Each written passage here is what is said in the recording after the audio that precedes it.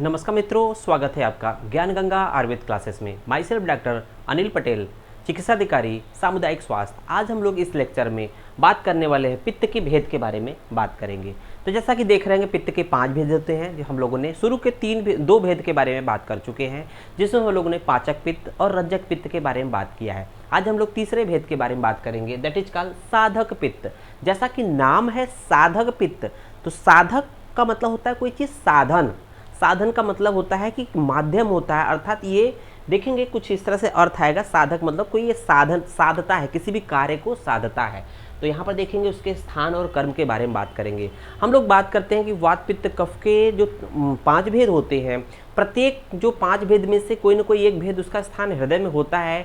अर्थात पित्त के 5 भेदों में जो तीसरा भेद है साधक पित्त, उसका स्थान हृदय में होता है। सभी आचार्य एक तरफ से उसका स्थान हृदय ही मानेंगे। तो आइए देखते हैं 1 बाय 1 कि स्थानीय कर्म के बारे में देखेंगे कि इन्होंने बोला है अष्टांग संग्रह ने पहले क्या बोला है। अष्टांग संग्रह हो, चाहे अष्टांग हृदय हो, चाहे सुश्रुत हो, सबने जो हृदय पित्त का जो स्थान है अर्थात साधक पित्त का स्थान हृदय माना है। देखेंगे बुद्धि मेधा अभिमानार्थ अभिप्रेतार्थ साधनात् साधकम हृदयगतम पित्तम, अर्थात हृदय में गया हुआ पित्त, हृदयगतम पित्तम अर्थात हृदय में जो गया हुआ पित्त होता है उसको हम लोग साधक पित्त कहते हैं। उस पित्त के द्वारा कौन कौन से कार्य होते हैं अर्थात साधनात् अर्थात जो कार्य होते हैं उसमें देखेंगे बुद्धि मेधा अभिमान और अभिप्रेतार्थ। बुद्धि है, मेधा है, अभिमान, अभिमान का मतलब अहंकार, और अभिप्रेतार्थ मतलब जो भी हम इच्छा व्यक्त करते हैं मन के द्वारा उसको अभिप्रेतार्थ मीन्स होता है अभिष्ट अर्थ, उसका एक उत्कृष्ट रूप में उसकी प्राप्ति होना। ये किसके थ्रू होता है? साधक पित्त के रूप में होता है।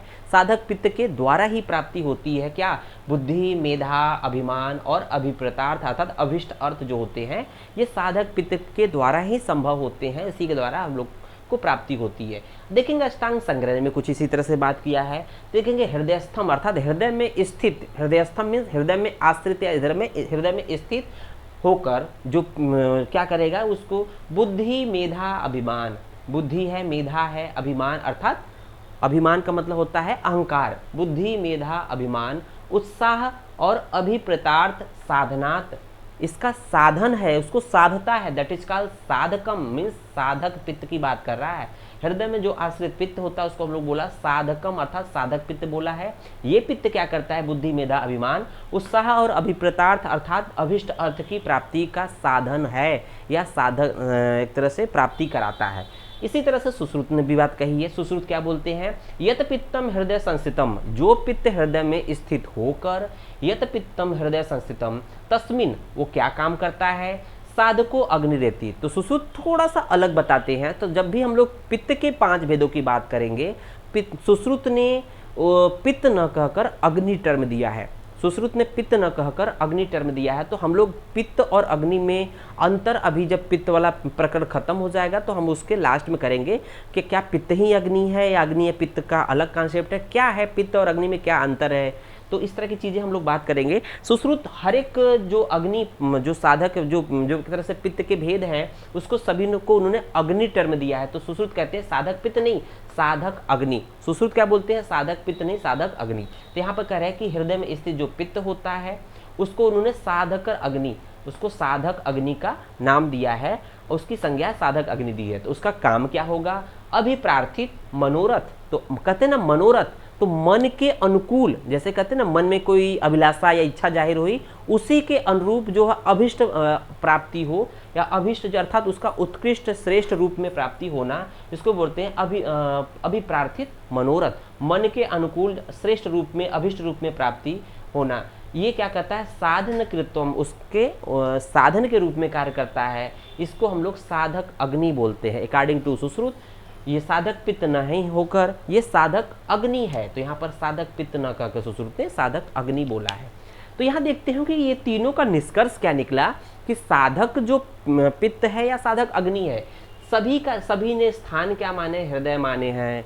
सभी ने क्या स्थान माने हैं? हृदय माने। एक तरफ से अगर देखा जाए कंक्लूजन तो सभी ने स्थान हृदय माने हैं। कर्म की बात करते हैं तो उन्होंने कहा है हृदय में रहकर, ये जो साधक पित्त है या साधक अग्नि है क्या कर रहा है? हृदय में रहकर बुद्धि मेधा अभिमान, बुद्धि है, मेधा, अभिमान आपने सबके हिसाब से देखा, बुद्धि, मेधा, अभिमान। यहाँ पर एक पॉइंट है पुरुषार्थ चतुष्टय। पुरुषार्थ चतुष्टय क्या है, इसको जानना जरूरी है। तो धर्म, अर्थ, काम, मोक्ष। तो देख रहे होंगे धर्म, अर्थ, काम और मोक्ष को हम लोग क्या बोलते हैं, पुरुषार्थ चतुष्टय कहते हैं। एक्चुअली ये टर्म किसने ऐड किया है, इसी टर्म को जब सुश्रुत के श्लोक में, इस पर्टिकुलर श्लोक में डल्हड़ ने टीका लिखा, इसी श्लोक पे सुश्रुत डल्हड़ ने टीका लिखा और उसको उन्होंने एक टर्म एक्स्ट्रा कर दिया कि पुरुषार्थ चतुष्टय आदि अर्थों को साधता है।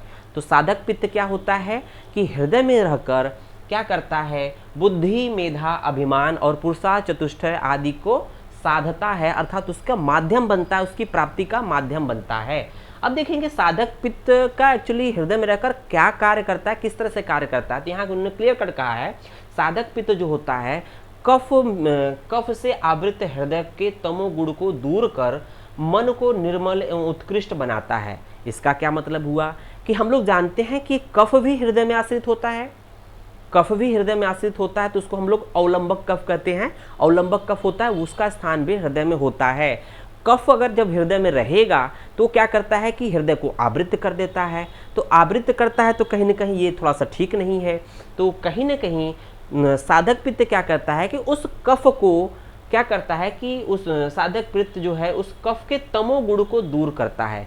जो तम गुण होता है वो कफ की वजह से होता है। जब देखते हैं कि हम लोग बहुत ही कफज प्रकृति का आहार ले लेते हैं तो कहीं ना कहीं हम लोग को बहुत नींद आती है, निद्रा आती है। तो कहीं ना कहीं जो कफ की उपस्थिति की वजह से हृदय में तमोगुण को दूर कौन करता है, साधक पित्त दूर कर मन को निर्मल अर्थात स्वच्छ एवं उत्कृष्ट बनाता है, श्रेष्ठ रूप में रखता है।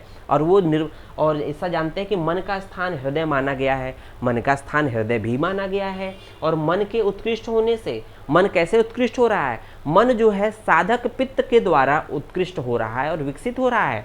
तो मन के उत्कृष्ट होने से बुद्धि, मेधा, अहंकार, बुद्धि, मेधा, अहंकार आदि भाव विकसित होते हैं। तो कुछ इस तरह से हम लोग देखा कि जो हृदय में आश्रित जो पित्त होता है वो क्या करता है कि वहाँ पर हृदय में आश्रित कफ के तमोगुण को दूर कर मन को क्या करता है, निर्मल अर्थात स्वच्छ और उत्कृष्ट बनाता है। वो मन क्या करता है, मन जो हृदय आश्रित जो भाव होते हैं या मन बुद्धि है, मेधा है, अभिमान आदि जो भावों को विकसित करता है और उनकी अभीष्ट प्राप्ति कराता है। तो ये इस तरह से साधक पित्त की एक फिजियोलॉजी हम लोगों ने आयुर्वेद में बताई है। धन्यवाद।